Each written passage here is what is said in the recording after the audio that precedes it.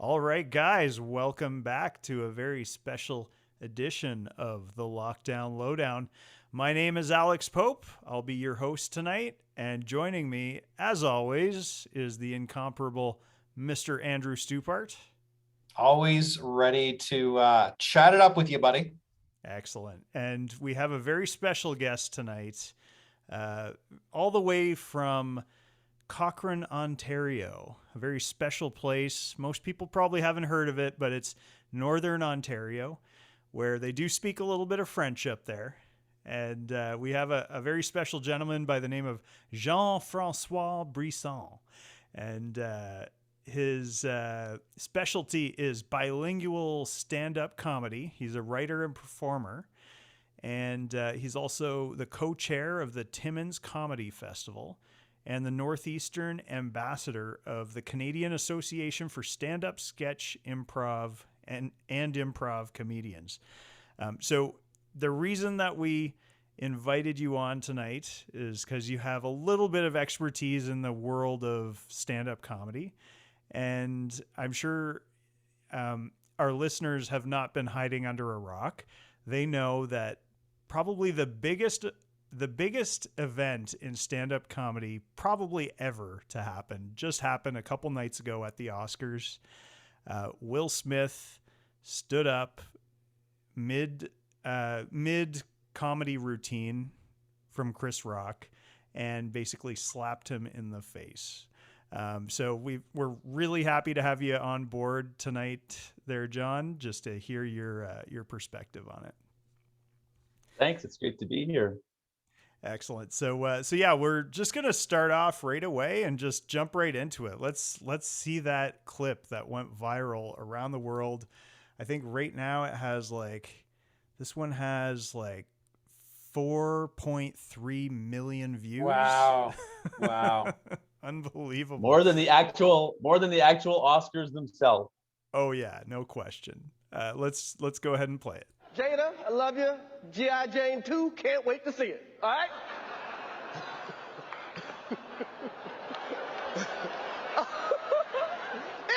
that was a nice one. Okay. I'm out here. Richard. Oh, wow. Wow. Will Smith just smacked the out of me. Keep my wife's name out your mouth. Wow, dude. Yes. It was a G.I. Jane joke. Keep my wife's name out your mouth. I'm going to, okay? Unbelievable. I don't think live TV gets any better than that. No. That's like the craziest thing I've ever seen happen at an award show. And I saw the Ricky Gervais stuff, which was pretty intense as well, but this is unbelievable. So Jean, I wanted to ask you, what do you think about what Chris Rock was doing up there? In my opinion, he's doing a job. It's all fun and everyone's laughing and everything like that, but he's up there. He's a performer. He's a professional. He's been paid to stand there and make light of the situation and make everybody laugh and have a good time and ensure that it's entertaining. And, shit happens. He obviously wasn't well informed on Will Smith's wife's medical condition. And basically this happens. What do you think about this as a performer? Well, apparently the line was ad-libbed. It wasn't in the script. So he was playing off the audience, people he was seeing in the front row. I don't know if that makes it better or worse because the joke wasn't that great to begin with. He was referencing a 25-year-old movie. I think it shows. I think it shows more what was going on in Will Smith's head more than the moment in the joke itself. I think the real winner of the evening is Walt Disney, because they actually own the rights to G.I. Jane. and you can bet that there'll be a well-timed 4K Blu-ray release of the film Do you very really think shortly. everybody's gonna rush out to watch G.I. Jane after this?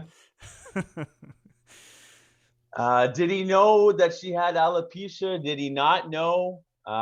Is that an offense? I mean, one of the things that's really interesting to me, because as a comedian, I take in a lot of pop culture. I watch a little bit of everything, and I specifically remember Sunday morning, although these things are pre-taped, Will Smith appearing on CBS Sunday Morning, plugging the film King Richard that he's in, and talking about his abusive father, and talking about wanting to be a better man than that.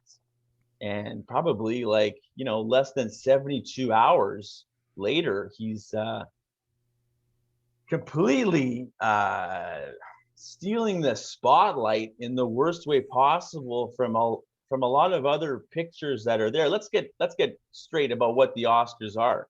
The Oscars are an award ceremony amongst millionaires, in order to promote more often than not smaller titles, a lot of which the general public has never seen. Films like Coda, or one of the 9 movies that Jessica Chastain was in last year, whatever.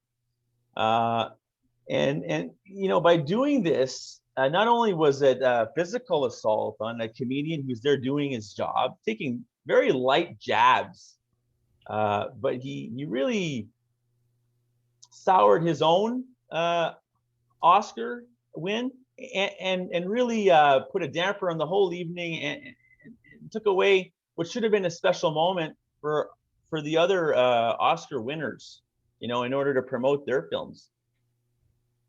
Yeah, I think that's a really good point. I mean, will anybody remember anything else from that night? I look at it this way. Will Smith is extremely famous. He's been famous for probably 20 years now, and 30 years. 30 years. He will be famous for another 30 years. But there are a lot of people that last night, the other night was the pinnacle of their career. And, that was what their entire career was leading up to. And that was it. They're not going to be famous for the next 30 years. It's like, it's kind of like, that was their sort of like one moment, that everything was building up to, and it was just completely eclipsed by a very, I would say, a very selfish act. What do you think, Stoops? I was just going to say, if the goal was to get people to stop talking about him and his wife, it was a complete and utter failure. Yeah, I mean, what is that? The Streisand effect, where basically by, telling people not to talk about something, that's just going to make people talk about it even more, right?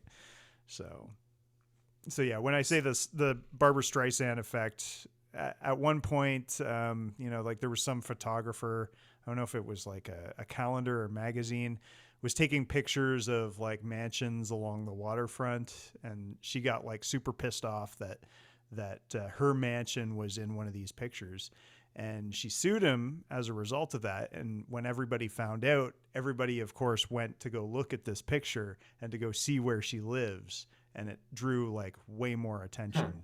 So basically the same idea with what happened at the Oscars.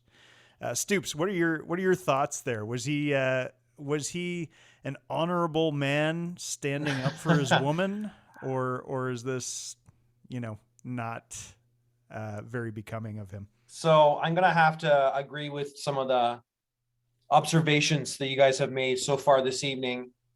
For those who are up and coming and looking to get their moment in the sun, their recognition for the hard work, the blood, sweat, and tears that they put into some of these pictures, all that's overshadowed by this 30 seconds of violence. So I'm gonna say 3 things. There's 3 parts to my perspective. Number 1, I'm all for comedic expression. A lot of people have looked down on Dave Chappelle, and I remember that there was a lot of controversy. You and I did a whole episode on the woke left, and we talked about, I think we did talk about a little bit about Dave Chappelle and some of the controversy.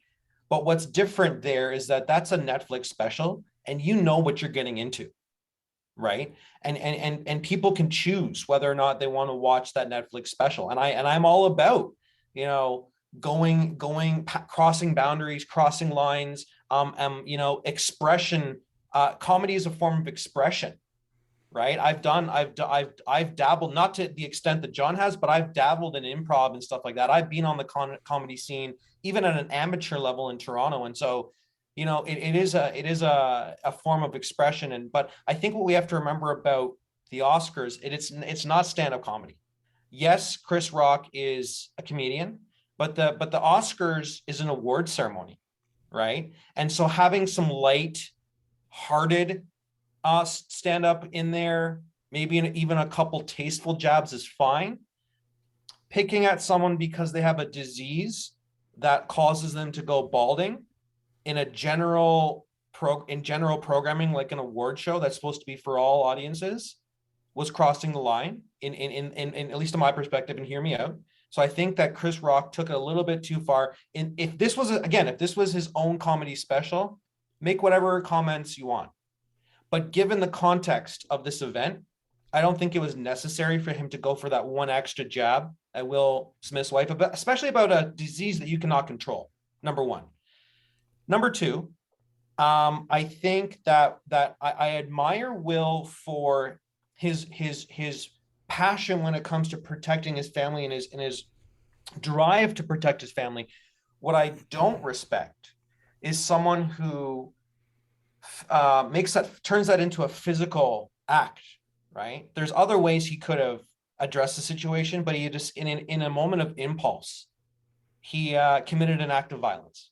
So again, three things there: the context of the show, people being overshadowed by this event, Chris Rock pushing it too far on this show, maybe he shouldn't have, and then number three, the reaction was just way over the top, and emotions got high, but there's never an excuse to physically assault someone, and making it on live TV just gave it the multiplier effect. So that's my take on it.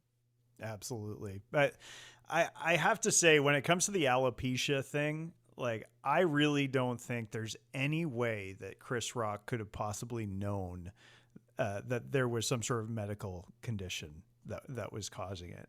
And hear me out. Like, the reason that I think that is that Chris Rock is a professional comedian, right? He is among the best of the best in terms of comedians. And I would say even the worst comedians know that there's an unspoken rule that if you are attacking someone for a physical quality that they cannot change, and that they have no choice in, if you're going to attack someone on that, 100% of the time you are going to get some really nasty pushback, and it's not going to be good. So as a professional comedian, he had to have known that would not fly. So the only way that it would make sense for him to make that joke is because he didn't know that was a medical condition, and he must have thought that it was a choice, a fashion choice. I'm actually Googling it right now so we can get clarity on this, but go on. I am actually Googling it to see if there's any further background. What do you think? I'm going to ask John this. John, you've spent a lot of time up in front of audiences, cracking jokes and everything like that. But you and all of your colleagues, other comedians, you guys know that when you are commenting on, like, you know, somebody's eyebrows or some physical feature that they can't control, you're going to get some nasty pushback from that. Am I right? Well, the term you're discussing is called punching down. You know, one of the great things about stand-up comedy and comedy is speaking truth to power. And when you're punching down, you're not doing that. It's considered a very low-hanging fruit, something that amateur comedians might try to do, but there's really no There's really no genius behind it. No. It's not great. In fact, if you want to take a step further, in Canada, we've had a case very recently with comedian Mike Ward getting dragged in front of the Human Rights Tribunal over a stand-up set called Si Jérémy,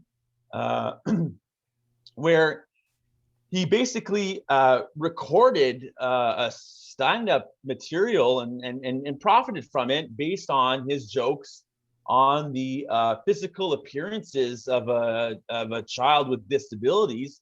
One of the, and I was going to say, when comedians came to his defense, it was overwhelmingly an issue of free speech and not about his material. Nobody stuck their neck out for this making jokes about the kid's head looking like a subwoofer. It's very base and not imaginative. And so, we had to stand up for him in the sense that comedy can't happen in a vacuum, and without free speech, there can be no stand-up comedy. But that certainly was a case where it was taken in front of the Supreme Court of Canada, the Human Rights Tribunal, which ultimately sided with Ward for free speech being that your personal having your feelings hurt does not trump nulling Canadians' rights to free speech. So, was it a good joke? Absolutely not. I hope when I get dragged eventually in front of the Human Rights Tribunal, it's for my A material and not my B side. So, Chris Rock, did he know? Did he not know? He was he made a documentary called Good Hair, which talked about alopecia in African Americans' hair. Did he know? Did he not know? I don't think he did. I don't think at this stage in his career he has anything to gain by taking a swipe and triggering the alopecia society of the United States. Yeah.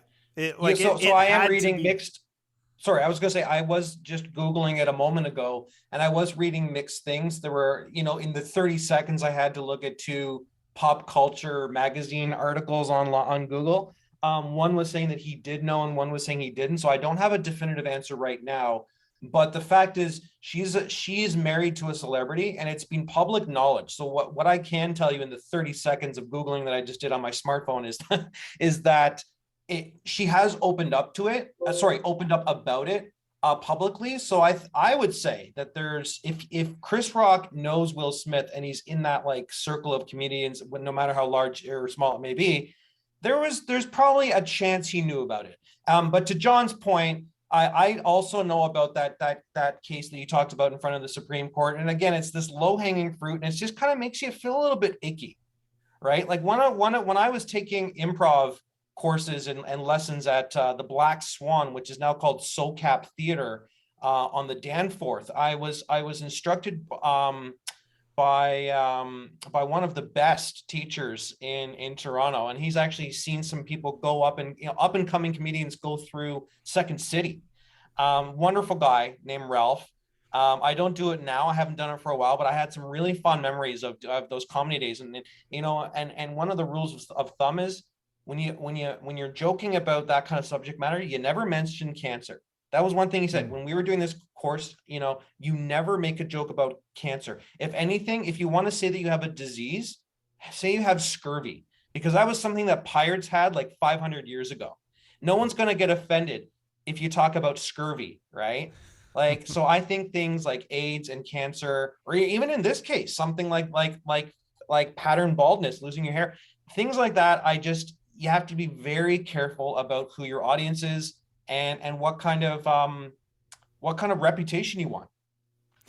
Yeah, the other thing I was thinking about as you mentioned that there, Stoops, is how much crowd work does a comedian like Chris Rock usually do? Because I know the best comedians, usually they're not chit-chatting with the crowd, Like they're sort of like sticking to their own material, you know, their own thing. I'm wondering if maybe there's a possibility that Chris Rock is maybe not not as practiced up with his like crowd work and like, you know, like poking fun at people in the crowd type of stuff.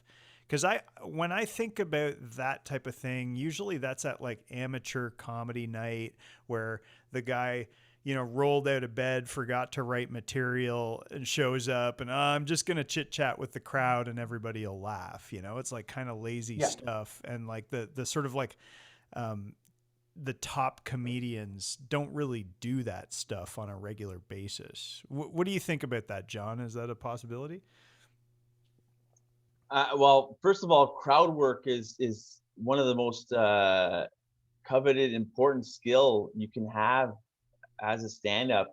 It shows a tremendous amount of self-confidence to steer away from your memorized material and just, you know, be in the moment and interact, because stand-up comedy is a conversation with the audience, and so you know, just honing that skill in general is very useful as a stand-up, and it usually comes later on in one's career after enough practice. You know, referencing, you know, the first thing that's what I said earlier, like the first thing on his head was a reference to a movie that's over 25 years old. So I mean, you know, he obviously needs some polish in that department, but you know, and I said it wasn't scripted. You know, does that make it better or worse? I don't know, but you know, it's risky. It's risky, and you know, whenever you're going off script, you know, where's the line there? Because you know, men suffer from male pattern baldness. Do we now put male pattern baldness in the same category as fat shaming, or you know, accents, or you know, is it now off limits? You know, and it's interesting you ask these questions. Interesting times. Sorry, I totally cut you off. I'm so sorry, man.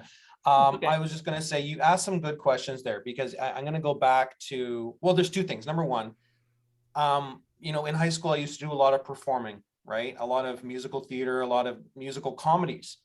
And even though it's scripted, there's still this element of having to work with the audience. If you've done a musical number and people are laughing and cheering and you've taken down the house with your comedy, you've got to read the audience and have a pause, right? And you have to wait for the applause to die down before you do your next line. Or if you're doing an improv comedy show, you're working off not only your partners, your scene partners, it could be one scene partner or three. To your point, John, you're working off the audience. And I have to say, whether it's, you know, waiting for that pause in the crowd, for the laughter to die down and continuing your scene, or in this case, in a live comedy scenario, having to kind of go with the ebbs and flows of the audience or with your scene partner, there's this nuance when it comes to live theater, live performance, live comedy, that's different than a scripted film where you can cut, start again. It's a whole other ball game doing live performance, right? And so that was the one thing I wanted to say. He did. Sorry? No, I was gonna say he did get a laugh. You got a laugh from Will Smith himself. Yeah, you know, at first. And then I think Will looked over to Jada and was worried that this was going to become the next topic at the next episode of Red Table. Yeah. And she rolled her eyes a little bit, for sure. No, and you made a good point there. So yeah, I guess what I was trying to say is there's a nuance to working with live crowds opposed to scripted stuff, and you have to really be, you know, it's a living, breathing machine working with a live crowd, right? Number one. Number two, the other point I wanted to make was, you talked about accents, you talked about that sort of stuff.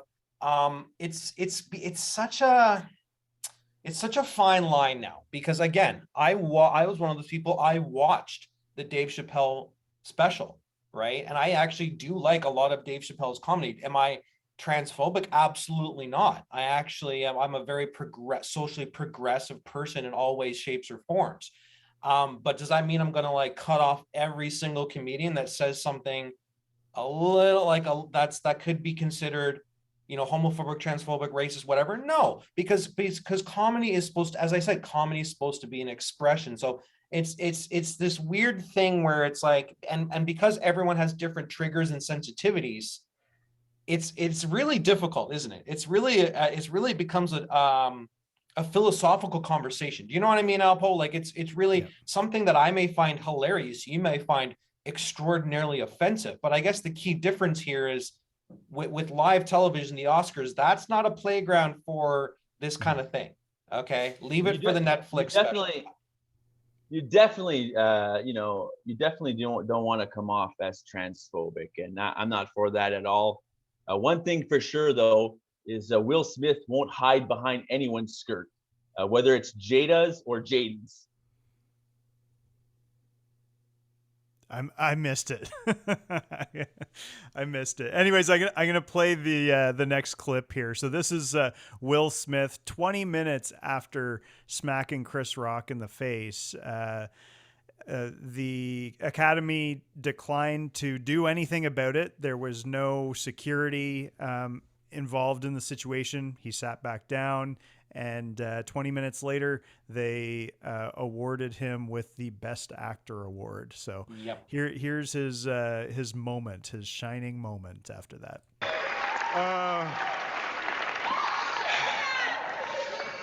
Richard Williams was a fierce defender of his family.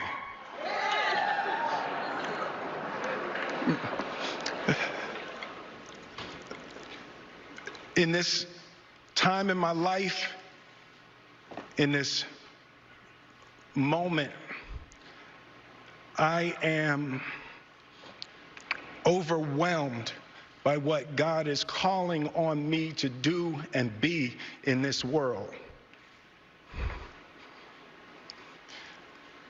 Making this film, I got to protect Ingenue Ellis, who was one of the strongest, most delicate people I've ever met.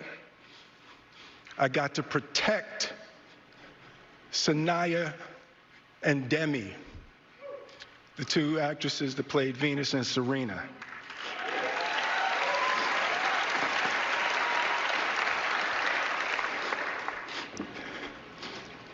I'm being called on in my life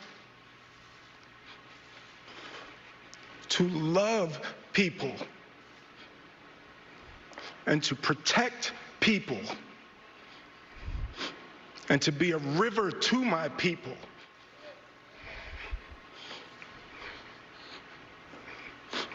And I know to do what we do, you got to be able to take abuse. You got to be able to have people talk crazy about you. In this business, you got to be able to have people disrespecting you. And you got to smile and you got to pretend like that's okay.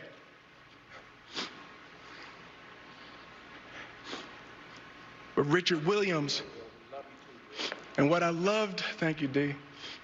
Denzel said to me a few minutes ago, he said, at your highest moment, be careful, that's when the devil comes for you.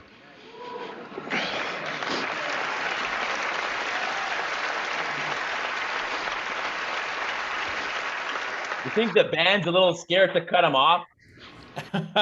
I'm gonna cut him off. I'm actually gonna crawl out of my skin right now. Like this speech makes me so uncomfortable for just like so many reasons. Like number one, like he should have been escorted out of the theater immediately. He physically assaulted the comedian that's on stage. Yeah. He walked onto the stage and physically assaulted them. Yeah. Where are the security? Where is the Academy booting his ass out of there? Yeah. And not only that, like the crowd is applauding him, giving him a standing ovation. Like that's sick to me. It's sick. Hey, this is a crowd of people. Usually they're all associated with PETA, the People for the Ethical Treatment of Animals. How about People for the Ethical Treatment of People? People for the ethical treatment of Chris Rock. That's I who love I it. am. Is that a new foundation that you're starting, Alex? I'm starting a foundation. Oh my gosh. Oh my I will God. be your first donor to that.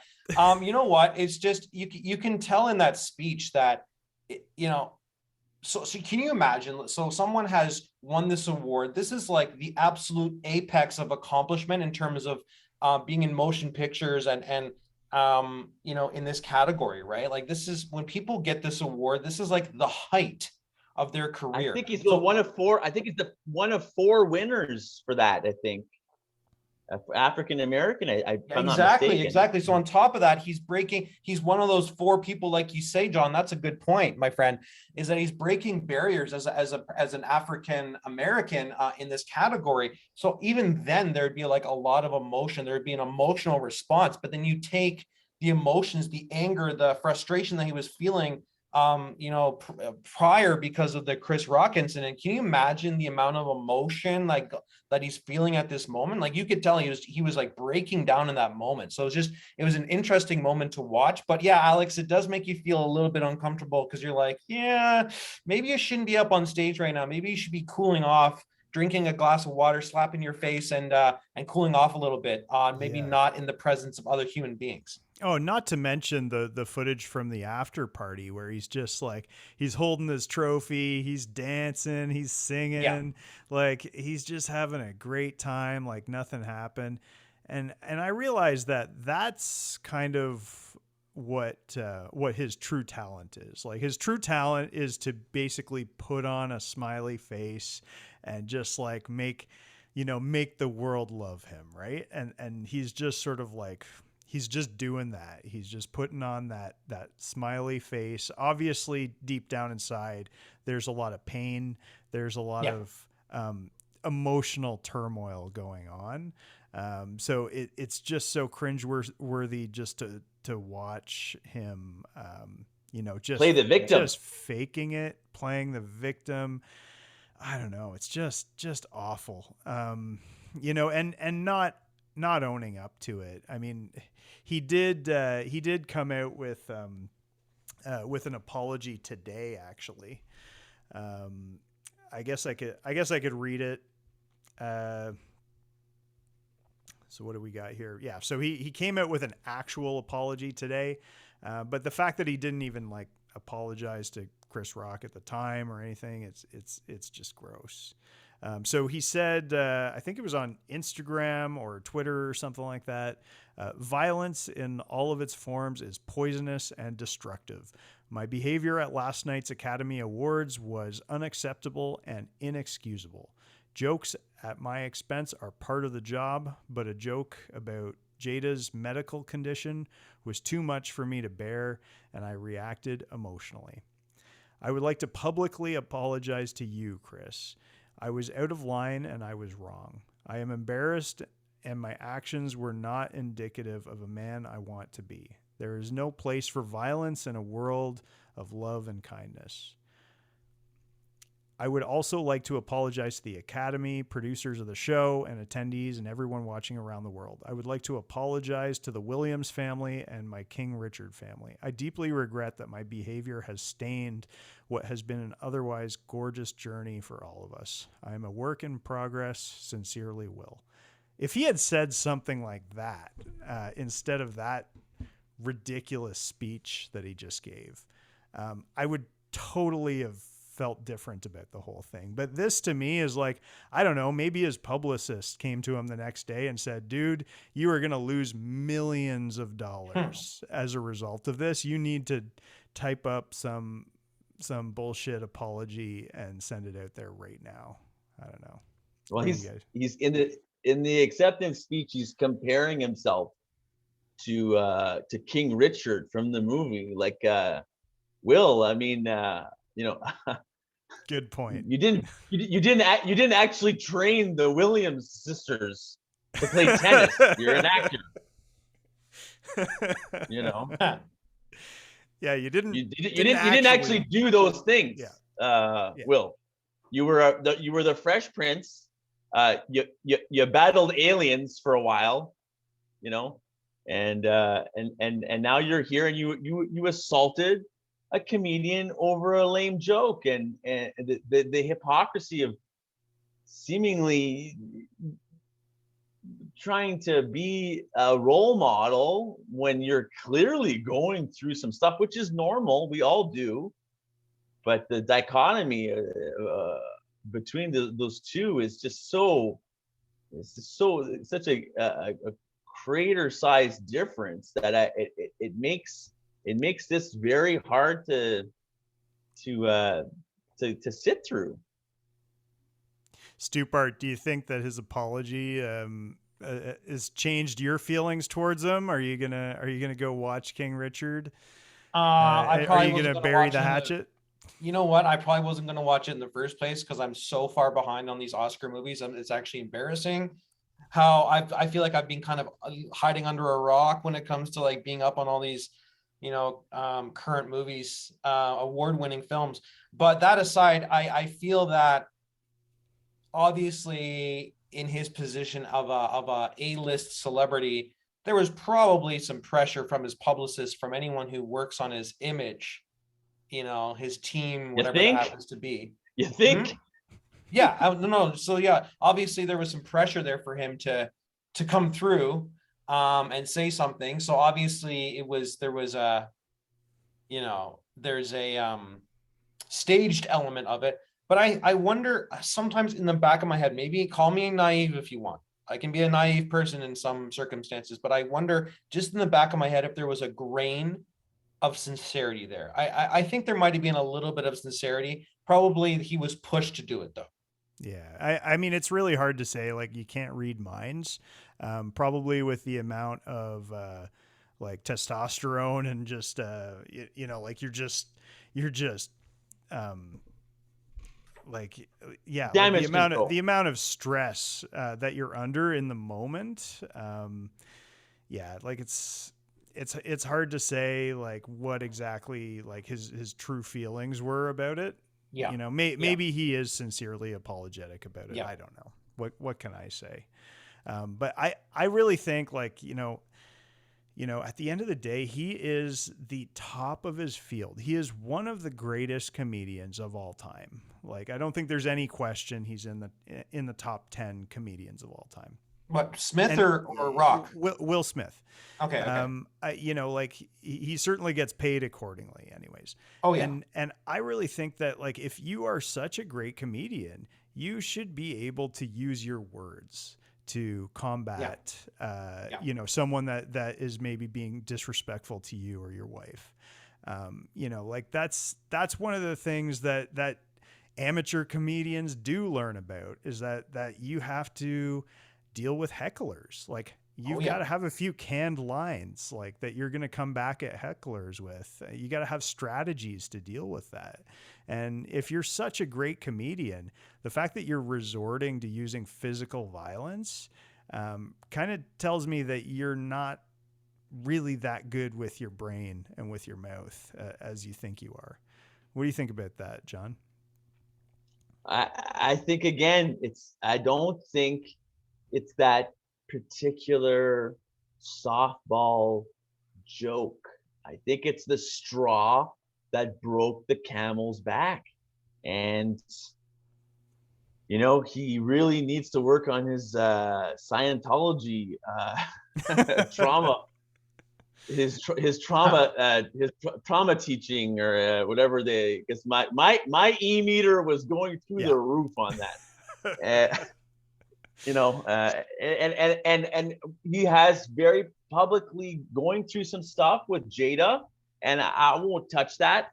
But, I think that has more to do with it than the actual joke. And again, the damage is done in front of 1 billion people, have watched somebody whose feelings were hurt, decided to rectify the situation with physical violence, and then get rewarded with an Oscar. So, what does that say to the next you know, open mic night or comedy show where everybody's has is sensitive to something. We all have members in our family that either have alopecia or cancer or whatever it is, you know, and you have the right to not think those jokes are funny.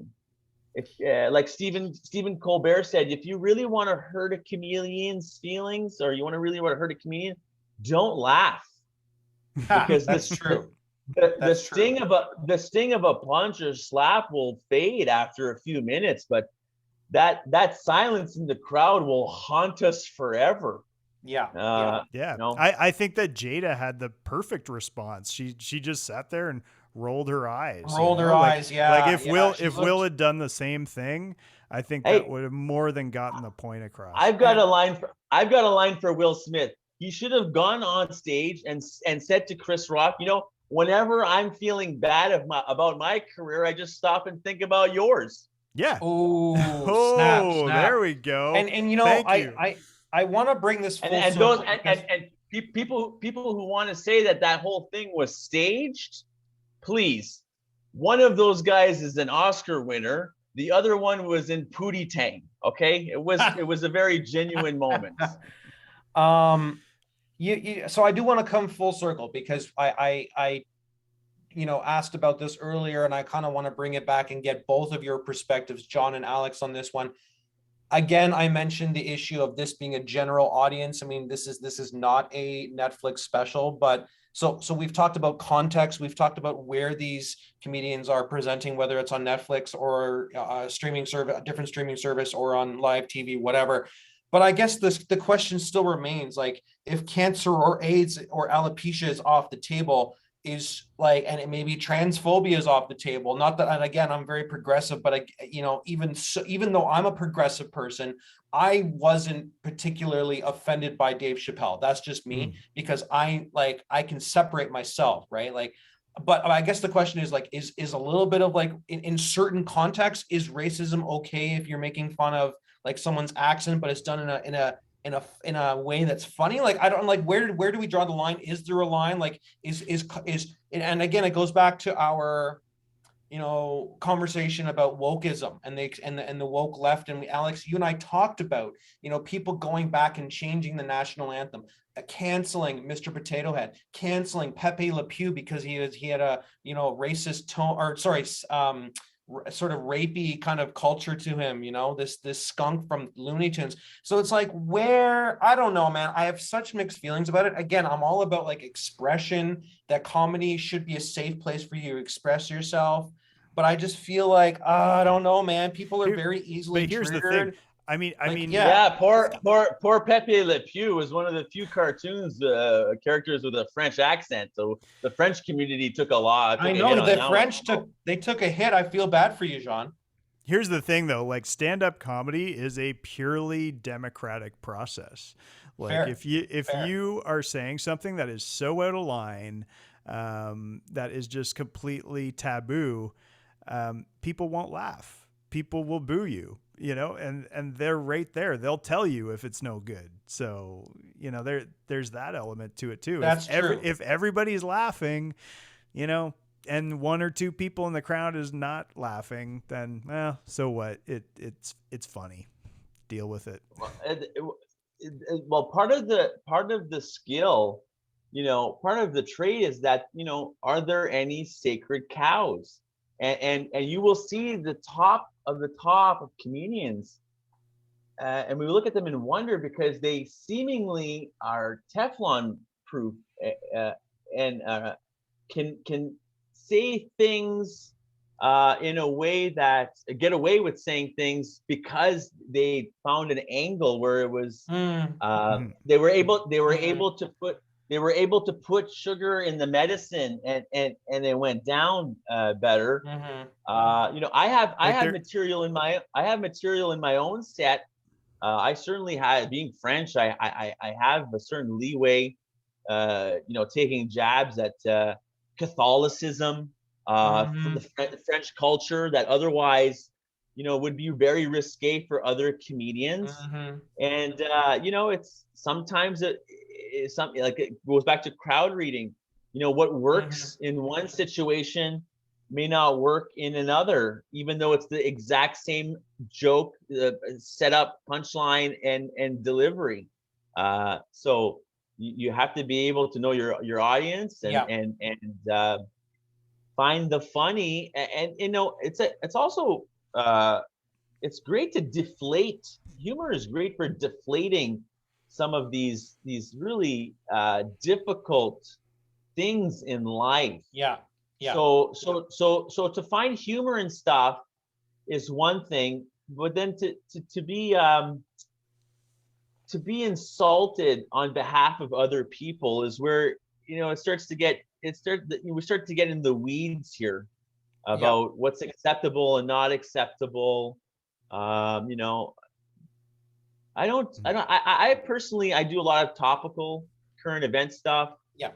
I don't really have any anything to add about the African American life or trans or obesity. These sorts of issues are not, I have no point of reference, and so it's not my comfort zone. It's not my I have nothing great to add to the conversation. So I steer clear of it. There's lots of stuff I feel like I can talk about or feel knowledgeable or things that I find humorous in life. And comedians want people to have a good time.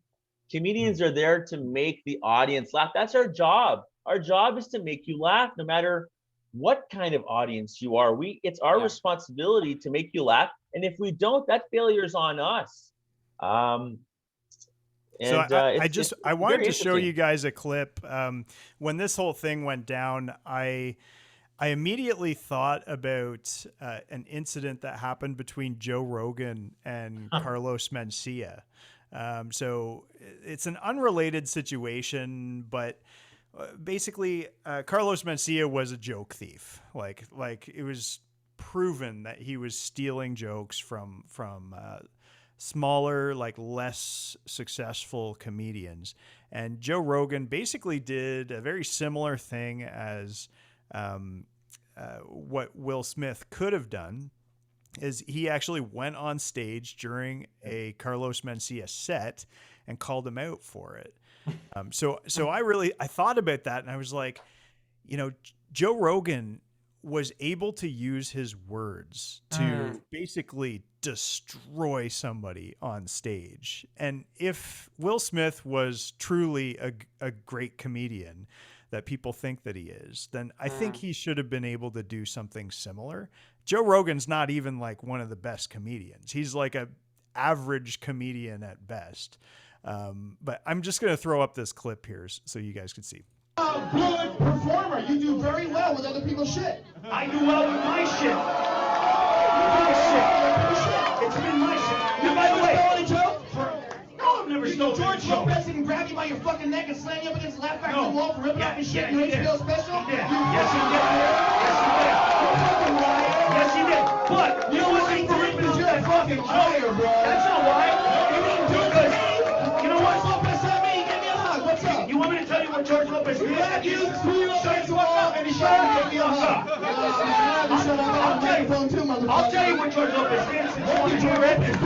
Dog, white people. George Lopez actually said on Howard Stern that he doesn't want any other Hispanic comedian to make it except for him. Yeah, maybe he said That's where that shit comes from. That's a funny thing to say. That's what a comic would say. No, he says that because he's like everybody else. They're jealous because jealous of you fat fuck. Yes, you are.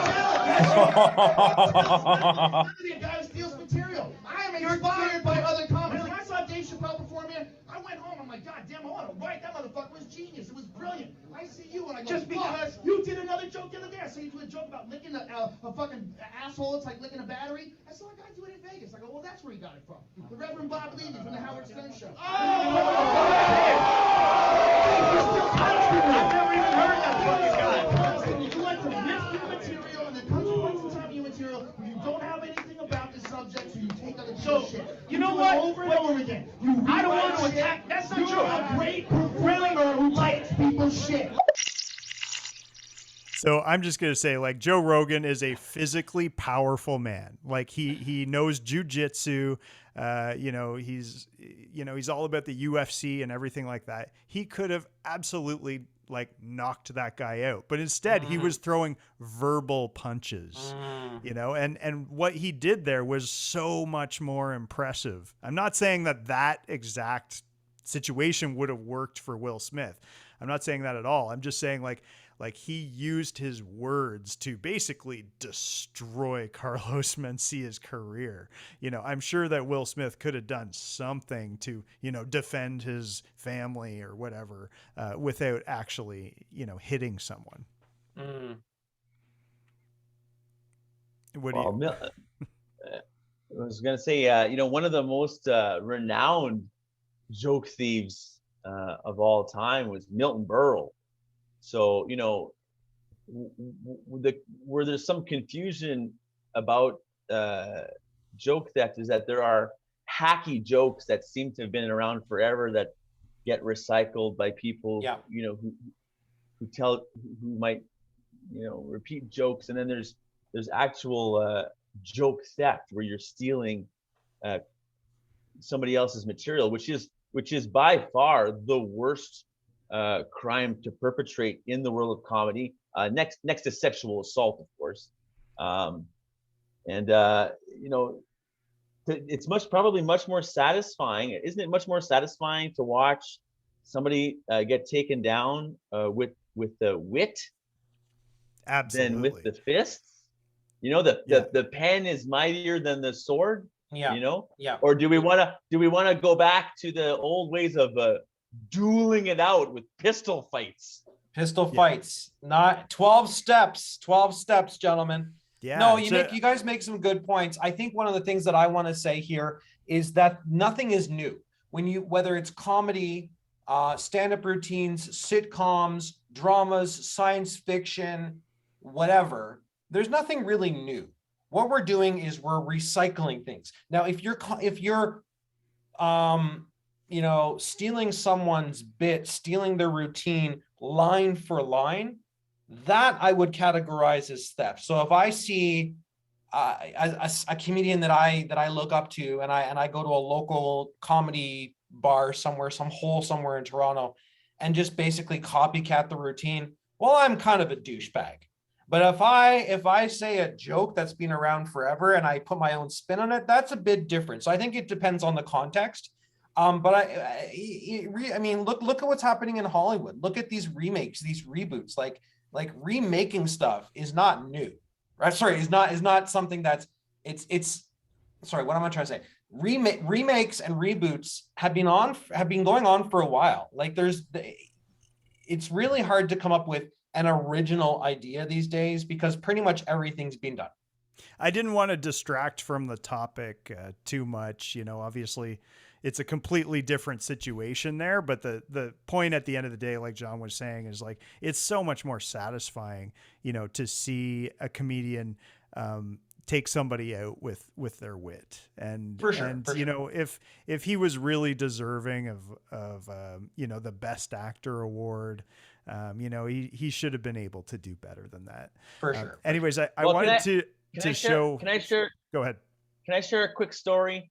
I have an actual cousin in my family who died of a brain aneurysm from a very normal, which you would say normal punch to the side of his head. Now people get punched all the time and walk away from it. But my cousin, who was a teenager, took it in the wrong place in the temple, and he died on the spot of a brain aneurysm. These things can happen. And so, this wasn't a mutually agreed upon duel in the back alley. This was just a sucker punch to a man who was much shorter and smaller in physique than Will, who had his hands behind his back, who I don't think was expecting this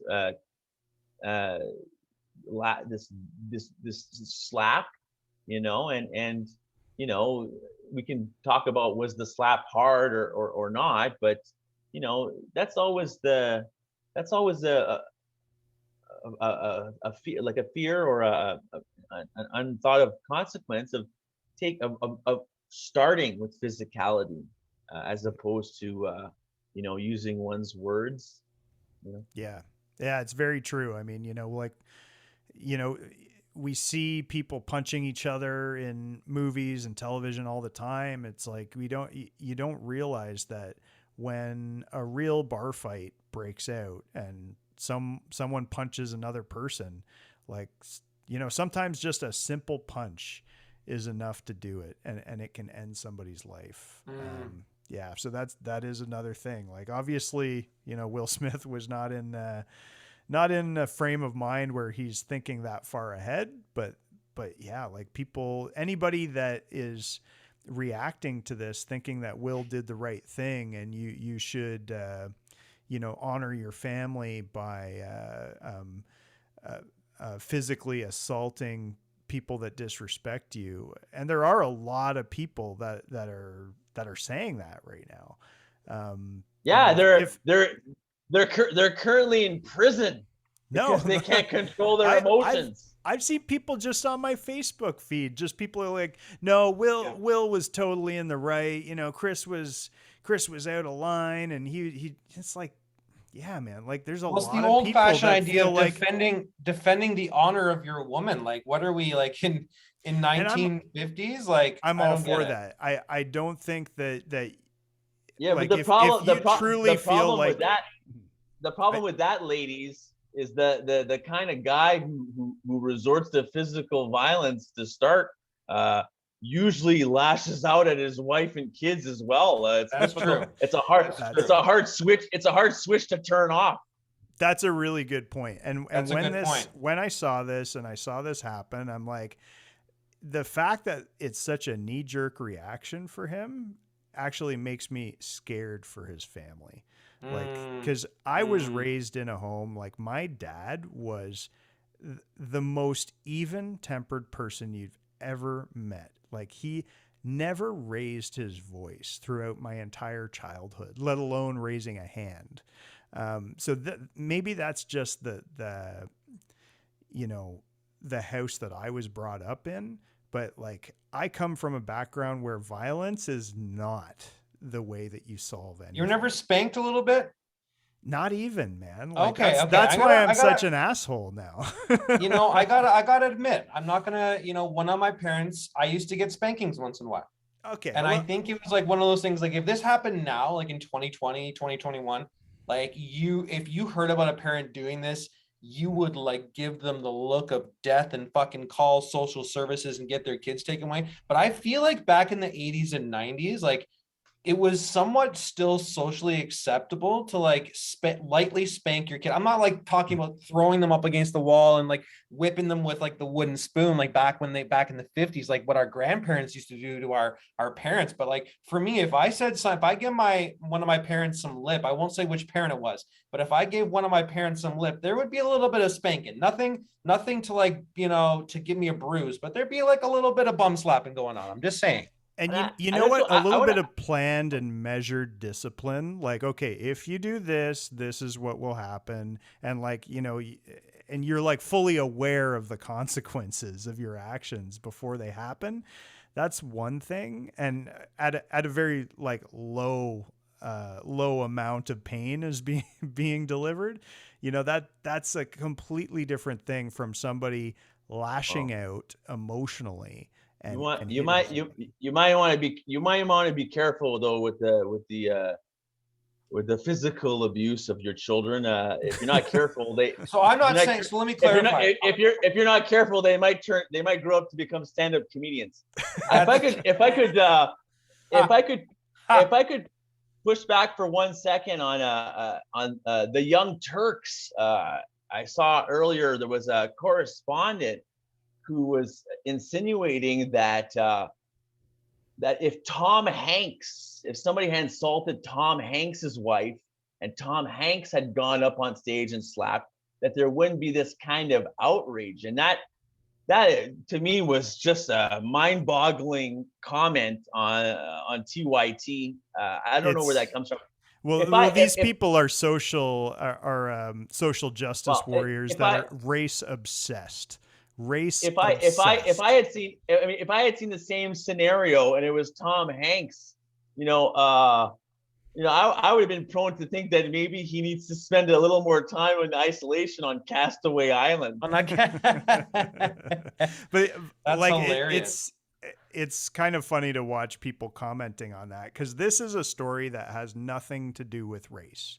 Whether you're talking about Jada, Will, Chris Rock, like none of this has anything to do with race. This has everything to do with whether or not violence is okay to solve your problems. And yeah, people saying that, if Will Smith or if Tom Hanks had done the same thing, there would have been no reaction. That's preposterous. That's ridiculous. These people have warped perceptions of reality. Are you going to play the clip? Yeah. So I got one more clip to play here of Jim Carrey's reaction. I don't normally agree with everything that Jim Carrey says, especially in his later years. But I thought his reaction to this was really on point, and he. By the way, this is the worst. This is the worst advertising for Sonic the Hedgehog 2 I could possibly imagine. I don't know. I'll let people be the judge of that. Let's hear it. I was sickened. I was sickened by the standing ovation. I felt like Hollywood is just spineless, en masse. And it really felt like, this is a really clear indication that we're not the cool club anymore. There was some question today about if anyone else had walked from the audience and done that, they would have been escorted out by security or maybe even arrested. The police asked Chris if he wanted to file charges. They asked Chris, do you want to file charges? And Chris apparently said no, he did not. He doesn't want the hassle. I'd have announced this morning that I was suing Will for $200 million because that video is going to be there forever. It's going to be ubiquitous. That insult is going to last a very long time. If you want to yell from the audience and disapprove or show a disapproval or say something on Twitter or whatever, you do not have the right to walk up on stage and smack somebody in the face because they said words. No, I agree. I think we all agree on that. I just thought, Jim, that it escalated to that. You know what I mean? That it escalated to that. I love the Sonic escalate in the background. It came out of nowhere because Will has something going on inside him that's frustrated, and I wish him the best. I really do. I don't I don't have anything against Will Smith. He's done great things.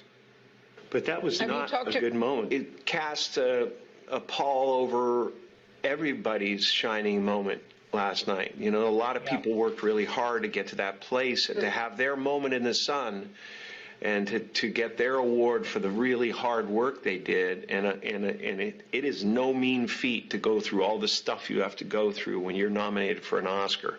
It's a gauntlet of devotion that you have to do. And it's so hard to be nominated for an Oscar. Oh my gosh, it's so hard. My heart bleeds for these people. part of me wishes he was able to answer this question in character as the bald villain from Sonic the Hedgehog. Yes. Alrighty then. No, I'm just kidding. That's Ace Ventura. Just doing a little throwback to the 90s. Ace Ventura, one of my favorite Jim Carrey portrayals, but no, I have to admit I haven't seen the Sonic the Hedgehog yet. I just can't take myself to see it. But no, he makes a good point that it overshadowed, though, as we said at the beginning of the episode, like it overshadowed the work of everyone else, because when people think about this Oscar, the 94th annual Oscars, Academy Awards, whatever you want to call it, they're going to think about that moment and nothing else. Absolutely. Anyways, I think we should wrap it up here, guys. Yeah. I think we've covered it all. Yeah. It's really astonishing. I think more or less we're all in agreement here that violence is no way to get your point across. It really doesn't matter what the situation is unless there's you're responding to actual violence. But if you're responding just to a comedian's words, it's just not. just not appropriate. It's completely unacceptable in my opinion, and disgusting and awful. And Scientology is not a great substitute for therapy. This is true. This is true. You So know what? as we That's a wrap great up, take-home point. as we wrap up, do we have time? Does John want to do a shameless plug for his stuff in case any listeners are up in Cochrane one of these days? Or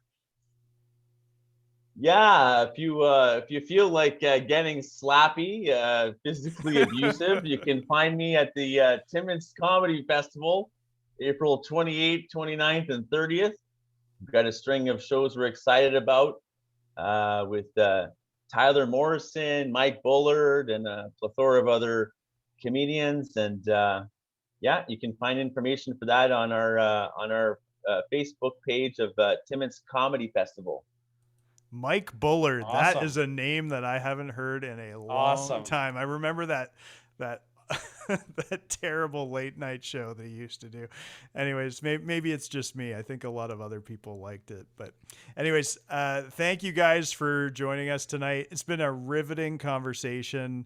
You know, I don't think I'm ever going to look at Will Smith the same way again. You know, like that's just how it is, I guess. Anyways, thank you for listening to the Lockdown Lowdown, folks. Please remember to like, subscribe, share, all that good stuff, and we will see you next week.